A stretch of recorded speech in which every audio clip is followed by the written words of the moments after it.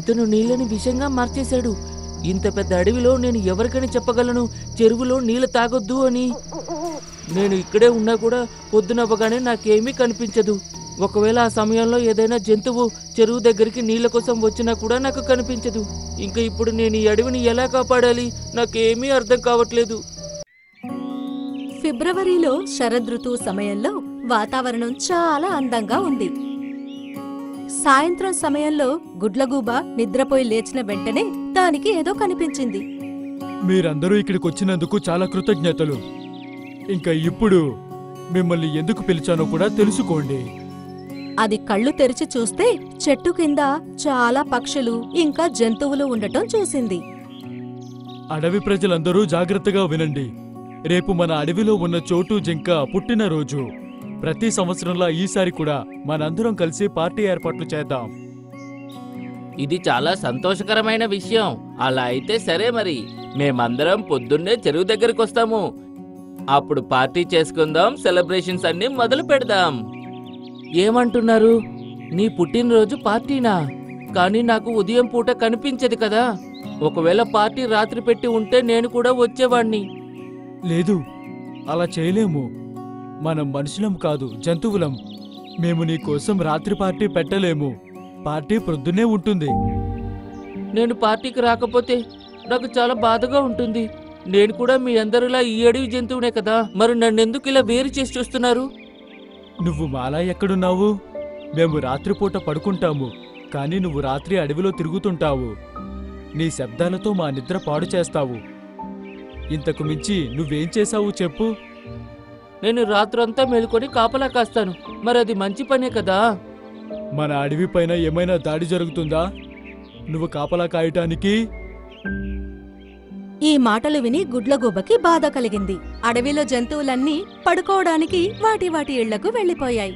కాని గుడ్లగూబ చాలా నిరాశపడింది. అది అడవి అంతా తిరుగుతూ తన పని చేసుకుంటోంది. పొద్దున అవ్వగానే దానికి కనిపించకపోవడంతో అది చెట్టుపైకొచ్చి కూర్చుంది. దాని కళ్ళు మూసుకుందో లేదో ఇంతలోనే దానికి శబ్దాలు వినిపించడం మొదలయ్యింది. Happy birthday to you, happy birthday to you, happy birthday to you తమ్ముడు, హ్యాపీ బర్త్డే టు యు. అందరూ ఎంత ఎంజాయ్ చేస్తున్నారు, కానీ నాకేమీ కనిపించడం లేదు. బహుశా నేను కూడా వాళ్ళతో సెలబ్రేట్ చేసుకోగలిగితే బాగుండేది. కొన్ని గంటల వరకు దానికి ఆట పాటలు అలాగే ఎంజాయ్ చేసే శబ్దాలు వినిపించాయి. అందువల్ల అది పడుకోలేకపోయింది. ఆ తర్వాత నిద్రొస్తే పడుకుంది. రాత్రయ్యాక దానికి మెలకువ రాగానే అది గాల్లోకి ఎగురుకుంటూ వెళ్ళింది. ఏంటో నా అదృష్టం, ఎవ్వరూ నాతో స్నేహం చెయ్యరు. అలాగే ఎవ్వరూ నేను మేల్కొని ఉన్నప్పుడు నాతో తిరగడానికి మేల్కొని ఉండరు. అలా ఆలోచిస్తూ అది చాలాసేపటి వరకు తిరుగుతూ ఉంది. ఆ తర్వాత అది చెరువు వైపు ఎగురుకుంటూ వెళ్తుండగా ఏదో చూసింది.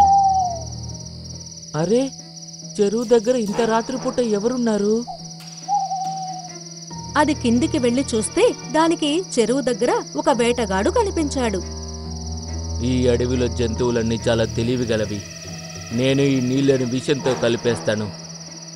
అప్పుడు వీటికి ఖచ్చితంగా బుద్ధొస్తుంది. అలా అంటూ అతను చెరువులో ఉన్న నీళ్లల్లో ఏదో పౌడర్ లాంటిది వేశాడు. తర్వాత చాలా సంతోషించాడు.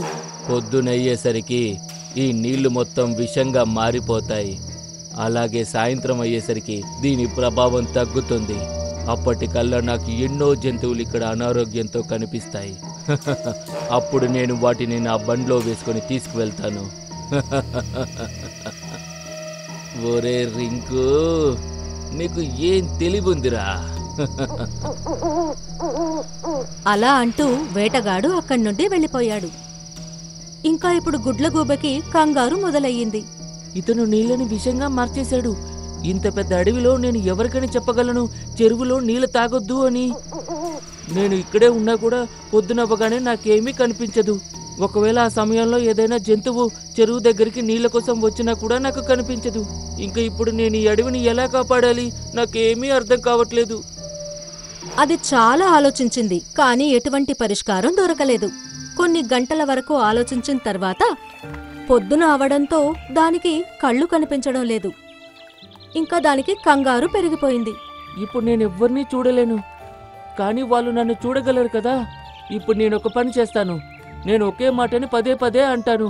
అప్పుడు ఏదైనా జంతువు వచ్చినా వింటుంది. అప్పుడు అది నీళ్లు తాగదు. అలా అంటూ అది చెరువు ఒడ్డున కూర్చుని గట్టి గట్టిగా అరవడం మొదలుపెట్టింది. చెరువులో ఉన్న నీళ్ళల్లో వేటగాడు విషం కలిపాడు. ఎవ్వరూ చెరువులో నీళ్లు తాగకండి. రేపు ఉదయం నీళ్లు బాగైపోతాయి, అప్పుడు తాగొచ్చు. ఇదే మాట అది పదే పదే అంటూ ఉంది. చాలాసేపటి తర్వాత అక్కడికి ఏనుగు నీళ్లు తాగటానికి వచ్చింది. ఏనుగు నీళ్లు తాగకముందే దాని మాట వినిపించింది. అరే గుడ్లగూబా, నీకు ఎలా తెలిసింది నేను నీళ్లు తాగబోతున్నానని? నీకు ప్రొద్దున పూట కనిపించదు కదా. నాకు అస్సలు తెలీదు నువ్వు ఎప్పుడు వచ్చావో. నేను ఈ మాటని పదే పదే ఎందుకంటున్నానంటే ఎవరైనా ఈ నీళ్లు తాగి స్పృహ తప్పిపోతారేమో అని. జీబ్రా, కోతి అలాగే జింక కూడా విన్నాయి. ఇలా విను గుడ్లగూబ తమ్ముడు, నువ్వు అడవి మొత్తాన్ని చనిపోకుండా కాపాడావు. ఇంకా నువ్వు అరవడం ఆపేయి.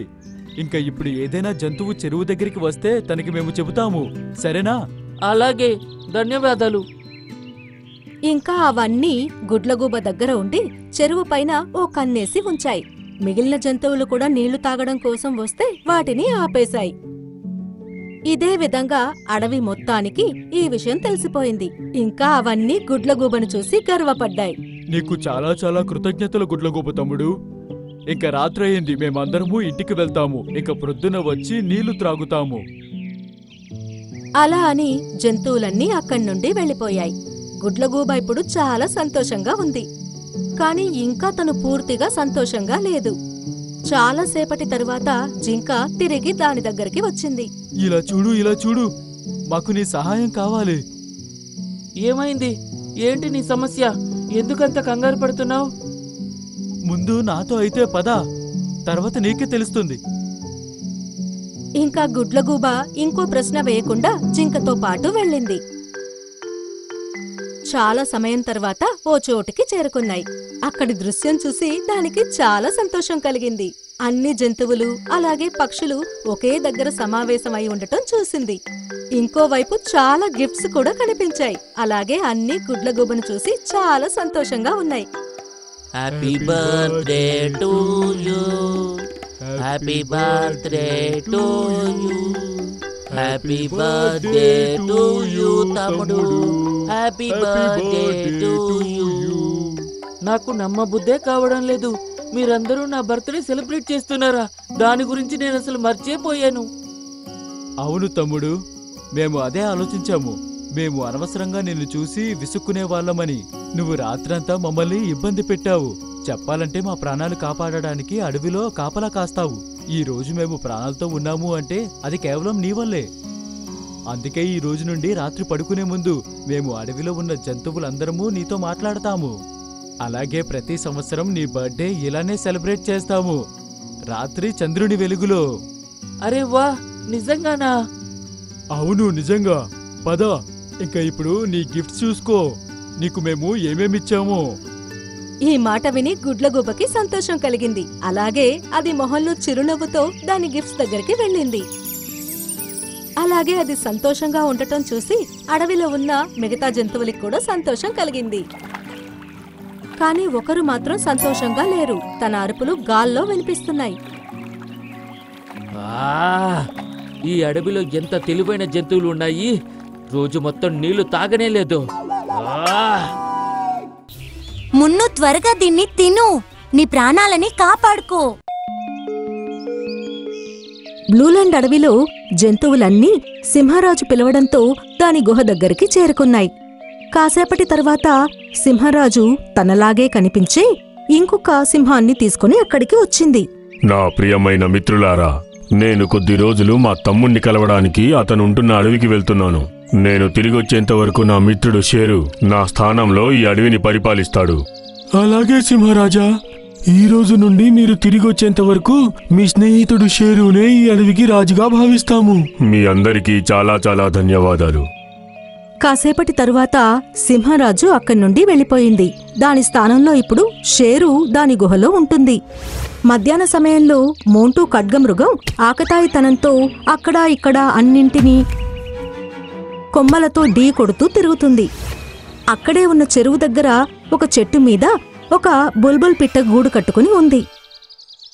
ఆ గూటిలో బుల్బుల్తో పాటు దాని పిల్ల మున్ను కూడా ఉంది. దాని రెక్కలకి చాలా పెద్ద గాయం అయి ఉంది.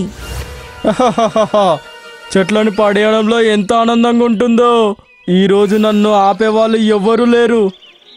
అలా అంటూ అది బుల్బుల్ పిట్ట గూడు ఉన్న చెట్టు వైపుకి పరిగెత్తింది. ఒక్కసారి ఢీ కొట్టగానే బుల్బుల్ గూడు కింద వచ్చి పడిపోయింది. డ్రాగన్ ఫ్రూట్ దొర్లుకుంటూ చెరువులో ఉన్న నీళ్లల్లో పడిపోయింది. అలాగే పిల్లకి కూడా చాలా దెబ్బలు తగిలాయి. నువ్వెందుకిలా చేశావు? అరే ఏమైంది? నువ్వు ఎందుకంత గట్టిగా అరుస్తున్నావు? నా బిడ్డకి ముందుగానే దెబ్బలు తగిలున్నాయి. నీ కారణంగా ఇంకా దెబ్బలు తగిలాయి. అలాగే ఆ డ్రాగన్ ఫ్రూట్ 15 రోజుల వరకు అదే తనకి మందు. నువ్వు దాన్ని కూడా నీళ్ళల్లో పడేశావు. ఇందులో నా తప్పేం లేదు. నేనిప్పుడే మహారాజ్ గారి దగ్గరికి వెళ్తాను. తప్పా కాదా అన్నది ఆయన ఇప్పుడు తేలుస్తారు. బుల్బుల్ సింహరాజు దగ్గరికి వెళ్లి జరిగిందంతా చెప్పింది. ఇంకా సింహరాజు వెంటనే సభను ఏర్పాటు చేసింది. మీరు చెప్పిందంతా విన్న తరువాత నాకొక విషయం అర్థమైంది. అదేంటంటే మోంటూ ఒక ఖడ్గమృగం. ఇక్కడ అందరికీ తెలుసు, ఖడ్గమృగాలు ఆడుకునేటప్పుడు అన్నిటినీ గుద్దుకుంటూ ఎంజాయ్ చేస్తాయి. ఒకవేళ తను గుద్దడం వల్ల నీ గూడు పడిపోయింది అంటే అందులో మోంటూ తప్పు ఏమాత్రం లేదు. కానీ నా బిడ్డ గాయాలని బాగు చేసే మందు ఆ డ్రాగన్ ఫ్రూట్ కూడా నీళ్ళల్లో పడిపోయింది. ఇప్పుడు దాన్ని ఎవరు తెచ్చిస్తారు? నువ్వు తన తల్లివి కాబట్టి దాన్ని ఎలా తీసుకురావాలో నువ్వే ఆలోచించుకో. అలా చెప్పి సింహరాజు తిరిగి దాని గుహలోపలికి వెళ్ళిపోయింది. ఎవ్వరికీ దాని నిర్ణయం నచ్చలేదు. సాయంత్రం పింకీ నక్క దాని గుహలోపలికి వెళ్లి దానితో మాట్లాడ్డానికి ప్రయత్నించింది.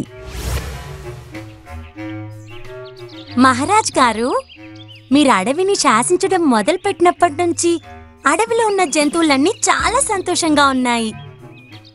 నేను కూడా మీలాగే తెలివిగా ప్రవర్తించాలనుకుంటున్నా. అందుకే మీరు నన్ను మీ దగ్గర పనికి పెట్టుకోండి. అలాగే మీకు సేవ చేసేందుకు ఒక అవకాశం ఇవ్వండి. వారేవా, నిజంగా నువ్వు చాలా మంచి మాటే చెప్పావు.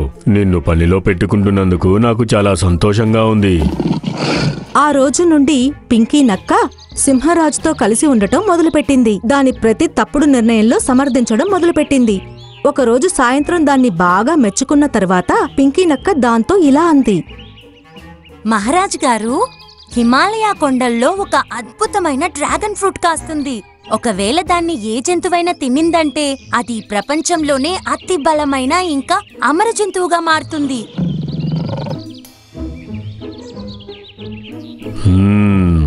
ఒకవేళ అదే నిజమైతే నువ్వు ఇప్పుడే వెళ్ళి ఆ డ్రాగన్ ఫ్రూట్ ని నా కోసం తీసుకురా. మహారాజ్ గారు, ఆ ఫ్రూట్ కేవలం హిమాలయ కొండల్లో మాత్రమే కాస్తుంది. అలాగే అది చాలా బరువుగా ఉంటుంది. అందుకే దాన్ని గద్ద లేదా రాబందు మాత్రమే తీసుకొని రాగలవు. ఇంకొక విషయం, మీరు అమరులుగా ఇంకా బలశాలిగా మారాలనుకుంటే ఆ పండుని కేవలం మీరొక్కరు మాత్రమే తినాలి. ఒకవేళ ఆ పండులో కొంచెమైనా చిన్న ముక్క కూడా వేరే జంతువు తినిందంటే అప్పుడు మీ మీద దాని ప్రభావం ఏమాత్రం చూపించదు. అయితే సరే, నేనిప్పుడే గోల్డీ రాబందుని ఆ డ్రాగన్ ఫ్రూట్ తీసుకురమ్మని పంపిస్తాను. సింహరాజు వెంటనే గోల్డీ రాబందుని డ్రాగన్ ఫ్రూట్ తీసుకురమ్మని పంపింది.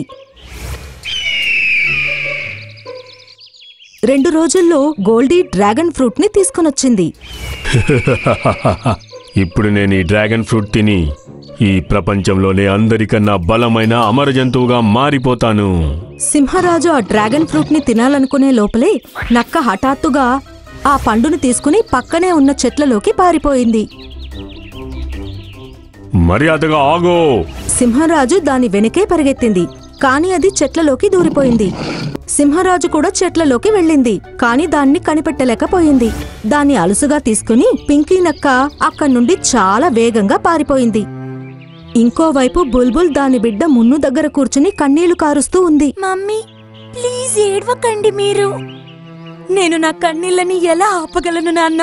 తన కళ్ళ ముందే తన ప్రాణం కన్నా ఎక్కువగా ప్రేమించి తన కన్నబిడ్డ చనిపోతుందంటే చూడటం ఏ తల్లికైనా నరకంగా ఉంటుంది. అప్పుడే పింకీ నక్క అక్కడికి వచ్చి ఆ డ్రాగన్ ఫ్రూట్ ని దాని ముందర పెట్టింది. మున్ను త్వరగా దీన్ని తిను, నీ ప్రాణాలని కాపాడుకో. ఈ మాట విన్న బుల్బుల్ వెంటనే మున్నూని లేపి కూర్చోబెట్టింది. ఇక సింహరాజు కూడా పరిగెత్తుకుంటూ అటువైపే వచ్చింది. వద్దు, పొరపాటున కూడా నా డ్రాగన్ ఫ్రూట్ ని తినే ప్రయత్నం చేయకండి. పింకీ సింహరాజుతో తలబడి దాన్ని ఆపడానికి ప్రయత్నించింది. ఇంతలోనే మున్ను డ్రాగన్ ఫ్రూట్ ని 2-3 సార్లు కొరికింది. కొన్ని సెకండ్స్ లోనే దాని ఊపిరి నార్మల్ అయింది. ఇంకా నొప్పి కూడా తగ్గింది. ఇప్పుడు దానికి కాస్త హాయిగా అనిపించింది. అది చూసి సింహరాజుకి చాలా కోపం వచ్చింది. నువ్వు నన్ను ఎంతగానో నమ్మించి మరీ మోసం చేశావు. అందుకు నీకు శిక్ష తప్పకుండా పడి తీరాల్సిందే. అది జంతువులను పిలిచి సభ ఏర్పాటు చేసింది. పింకీ నక్క గాయాలతో ఉంది. దాని చుట్టూ మిగతా జంతువులన్నీ కూడా ఉన్నాయి. ఈ నక్క తన స్నేహితురాలైన బుల్బుల్కి సాయం చేయడం కోసం నాకు ఎంతో నమ్మక ద్రోహం చేసింది. మహారాజ్ గారు, నేనిదంతా బుల్బుల్ బిడ్డ ప్రాణాన్ని కాపాడడానికి మాత్రమే ఇలా చేశాను. డ్రాగన్ ఫ్రూట్ కేవలం ఆరోగ్యం బాగు చేస్తుంది. మామూలుగా ఉన్నప్పుడు దీన్ని తింటే ఎలాంటి బలము రాదు. నువ్వు నాకే నమ్మక ద్రోహం చేశావు కదా, ఇప్పుడు నిన్ను నీ చావు నుండి ఎవ్వరూ కాపాడలేరు. అలా అని అది నక్క మీదికి దూకి నక్కని గట్టిగా పట్టుకుని దాని గుండె మీద కాలు పెట్టి గట్టిగా గర్జించింది. సింహరాజు పింకీ నక్క పీక కొరికి దాన్ని చంపాలనుకుంది. ఇంతలో సమయానికి అక్కడికి అసలైన సింహరాజు వచ్చింది. ఇదంతా చూసిన అసలైన సింహరాజు ఒకే దెబ్బతో దాన్ని పక్కకి నెట్టేసింది. అరే సింహరాజా, అసలు నువ్వేం చేస్తున్నావో తెలుసా? నాకు తెలుసు. బుల్బుల్ నాకు జరిగిందంతా వివరంగా చెప్పింది. నాకొక విషయం అర్థమైంది. అదేంటంటే సరైన నిర్ణయం తీసుకునే సమర్థత నీలో లేదని. మోంటూ ఖడ్గమృగం చెట్టును ఢీకొట్టి ఆ డ్రాగన్ ఫ్రూట్ ని నీళ్ళల్లో పడేసింది. కాబట్టి నువ్వు దాన్ని శిక్షించాలి. అంతేకాదు, ఆ డ్రాగన్ ఫ్రూట్ ని బుల్బుల్ బిడ్డకి తిరిగి తీసుకొచ్చి ఇవ్వడం నీ ప్రథమ కర్తవ్యం. కానీ నువ్వు మాత్రం అలా చెయ్యలేదు. పైగా ఎప్పుడైతే నువ్వు ఆ డ్రాగన్ ఫ్రూట్ తినగానే అమరుడు అవుతావని విన్నావో వెంటనే రాబంధువుని పంపించి మరీ దాన్ని తీసుకురమ్మని చెప్పావు. ఒక రాజుగా ఇలానేనా అడవిని పరిపాలించేది? కానీ షేర్ ఖాన్, వెంటనే ఇక్కడి నుండి వెళ్ళిపో, లేదంటే నా స్నేహితుడు అని మర్చిపోయి నేనేం చేస్తానో నాకే తెలీదు. ఈ మాట విన్న సింహరాజు భయపడి వెంటనే అక్కడి నుండి పారిపోయింది.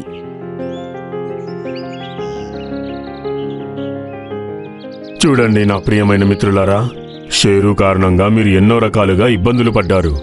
అందుకు నేను క్షమాపణ అడుగుతున్నాను. ఇక నుండి నేను ఎక్కడికైనా వెళ్తే నా స్థానంలో పింకీ నక్కని రాజుగా నియమించి వెళ్తాను.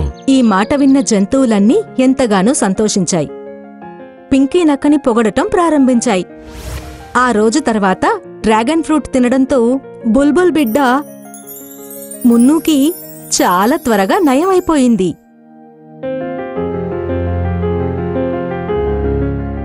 అలా బుల్బుల్ నిస్సహాయ స్థితి ఇప్పుడు పూర్తిగా తొలగిపోయింది.